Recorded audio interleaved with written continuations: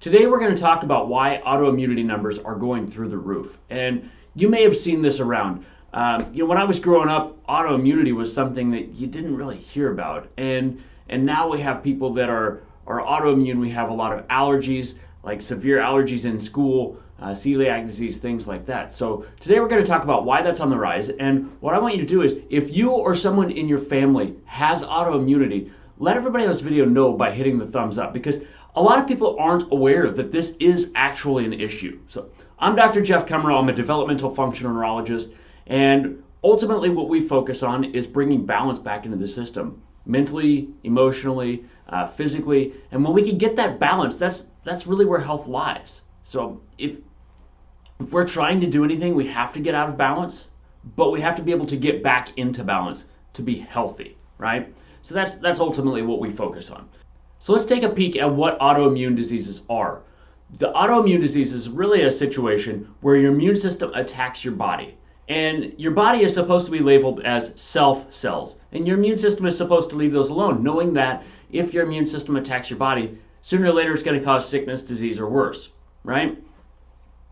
In cases of autoimmunity, you have lost that sensitivity or the self label on there, and your immune system has attacked those cells. Now, depending on the type of tissue that's being attacked is how we label the autoimmune disease. For example, if it's attacking your thyroid, it would be Hashimoto's thyroiditis. If it is attacking the islet cells on your pancreas that produce insulin, it would be type 1 diabetes.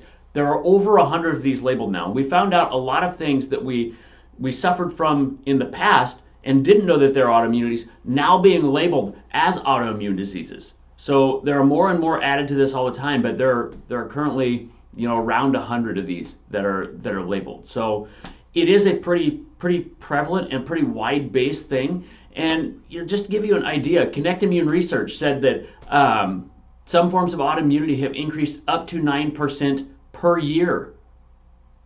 Think about that, 9% per year. If you were an investor, you would be on the cover of the Wall Street Journal and all the other financial things every single year if you could just consistently get 9% returns.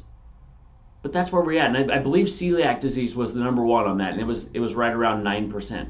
But think about it, like, did you know anybody that had celiac disease? Did you know anybody that had gluten intolerance when you were growing up? I didn't. And then all of a sudden, somebody in my family has it. That's just the way that these go is right now, and there are a lot of reasons for this, and we're not going to talk about every single reason, but here at the end of the video, we are going to talk about the reasons that are behind this. Frontiers in Endocrinology said autoimmune prevalence has went from 10.4% to 20.8%, and that's from 2010 to 2018, so in 8 years it doubled in prevalence, a fifth of the population. That's astronomical, that's mind-blowing numbers, right? It's just crazy.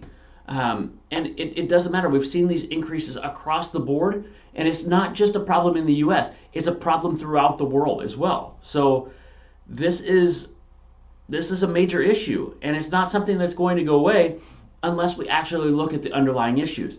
Now, there are a lot of different approaches to a lot of different things because we've got a lot of different types of diseases going on here. There are different types of immune cells that are attacking. There are different types of tissues that are being attacked. There's different interplay between everything else. So there's a lot of different potential ways to go about treatment, and you need to talk to your doctor and figure out the best way to do that. What is the best way for you? And I don't know, like my journey with autoimmunity, when I was 23, I got diagnosed with Hashimoto's thyroiditis, and obviously that was something that was a bit of a struggle for me because at the time I was focusing on going into healthcare. I'm like, how can you go into healthcare and not be healthy? It's something like I didn't see the congruence there, and it's something that's totally possible. I just didn't see how to do it at that point. I was told just to deal with it, just to accept it. It wasn't going away, and go from there. And I went to a seminar after I got out of chiropractic school, and I would have been about 35 at the time. So I had it for about 12 years. And the person asked me, they said, if you are dealing with autoimmunity, then how is giving you thyroid medication going to fix the immune system? It's a profound thought, right? If the immune system is attacking the thyroid, how is treating the thyroid going to fix the base of that? It doesn't take care of it, right? It's kind of something you should have thought of on your own, right? Like I should have thought of that, but I didn't, and that opened my eyes, and I've dedicated my life since then to learning all of this, and I haven't been on thyroid medication in 7 years, 8 years, and my thyroid's doing great. There's no antibodies, there's no issues, haven't had any problems. Now, do I still technically have a diagnosis of autoimmunity? Absolutely. That's something they say doesn't ever go away, because once you have it, you're prone to it.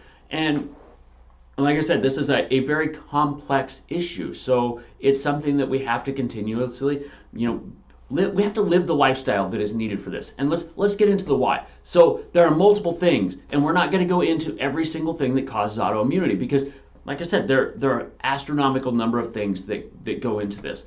But we'll give you some generalizations. The increased number of chemicals that we're exposed to on a daily basis. When we're looking at just plastics, I think there's something like 12 plastics that have been tested for long-term health. We use thousands of them every day. We put our food in them. We put all the products that we put on our body in them. All these other things. And we're being exposed to a lot of microplastics. There's lots of research out there right now about all the microplastics that are found in the food and water supply and how that affects your endocrine system and all these other hormonal systems that go through your body. So very, very interesting. So what kind of pesticides are you exposed to? What kind of plastics are you exposed to? What kind of cleaners are you using in your house? I mean, there's tons and tons of these that we get exposed to. One of the most toxic places on the planet is inside your house, because a lot of people don't open up their windows to air things out, so it holds all of that junk in there. All the cleaning and all that stuff that we use stays in. All the carpets with the fire repellent, the bedding with the fire repellent, all these different things have an impact on our health. Today we have a greater impact of stress on our lives than at any other time in life. We don't get away from our stress anymore. So instead of going to work and then coming home and then doing whatever else, we go to work and then we bring our work home through our phone or our computer or whatever else. And we may hang out with the family for a little bit, and then we go back to work, and then it's just we're doing the same things over and over again. And this is compounded by the fact that we're more and more specialized.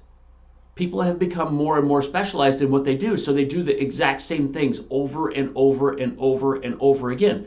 This is a recipe for burnout. We've talked in other videos about how the pathway to burnout is to use the same pathways over and over and over and over again. You don't ever give them a break. And if you don't ever give them a break, they don't have time to recover. And sooner or later, you get to that burnout state. So stress plays a massive role in this. There's lots of research out there about the impact that stress plays on your immune system.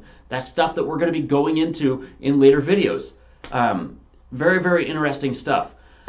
Another thing that we don't have detoxes like we used to. So back in the Roman days, they had the Roman bathhouses. They had sweat lodges back in the day. They had saunas that were widely accepted. Different things that we use to detox ourselves. Today's society, we don't have that. Are there detoxes out there? Absolutely. Is it something that is widespread performed? No. Is it something that should be widespread used? I mean, there's definitely value in that. So, finding a way. Even exercise is a good way to detox. If you get to sweating really good, it's a good detox. So there are different ways that you can do this, but we've got to have a consistent way. We've got to have a way that you are going to be able to enjoy. And so a lot of these ways are very relaxing. If you've ever been in a sauna or get into a hot tub or exercise, different things like that can be very relaxing. They can be very good for your health. There are nutritional detoxes that you can do. There are some of those that are a little sketchy. Let's leave it at that. So there are some of those that you probably aren't going to get the benefit that is advertised on that. So what does all of this have the major impact on? Our epigenetics. And our epigenetics are basically the blueprint for the system. We have our genetics that are all right, so let's go back here. The genetics are the main blueprint of everything. They say this is what you're susceptible to, this is what you're susceptible to, this is what you're susceptible to, this is what you're susceptible to, and they have on-off switch on. The on-off switch is the epigenetics.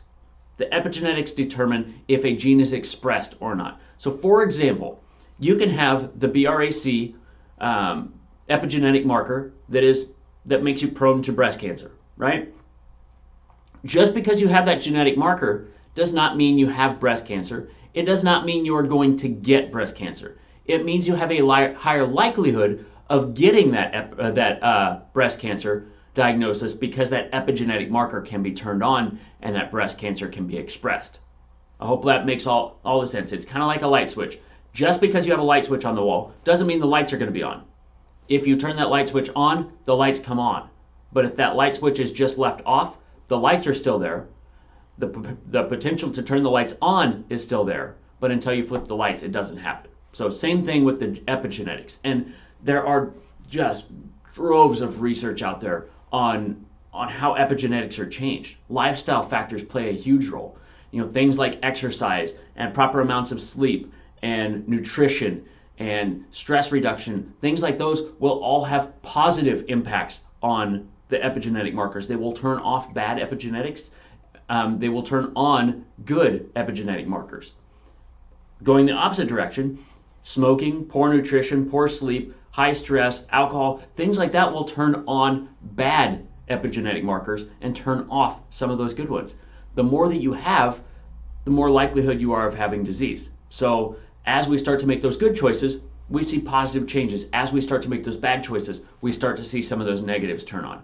So epigenetics, the good news is they can be changed. Like I said, we know that lifestyle, and that's ultimately what we look at in a lot of our programs, is what can we do to get enough of those epigenetic markers flipped to a positive side so you can stop expressing disease and start expressing health versus getting them the other way around. When we look at medications or different things like that, it may have some impact on epigenetics, but we're not real sure. There hasn't been a lot of research done about what types of impacts. And this is some of the exciting stuff about gene therapy, is gene therapy can be beneficial, but knowing exactly what type of molecule is going to have an effect on which epigenetic marker and how it's not going to affect other ones is very, very difficult. So it's something that it may be coming in the future, but it's just not there yet. So what we've got to do is we've got to make the choices. We've got to change our lifestyle. We've got to bring balance back into our system. And when we can express that balance, when we can minimize those epigenetic markers, then we can express health. So again, I'm Dr. Jeffrey Cumro. If you are interested in learning more, go to jeffreycumro.com, and there's information on there on how we can take you from a state of stress or unhealthiness and help you start to express that health, help you start to move to a state of de-stressing and getting to that state of health. So I love you, I appreciate you, and I'll see you on the next video.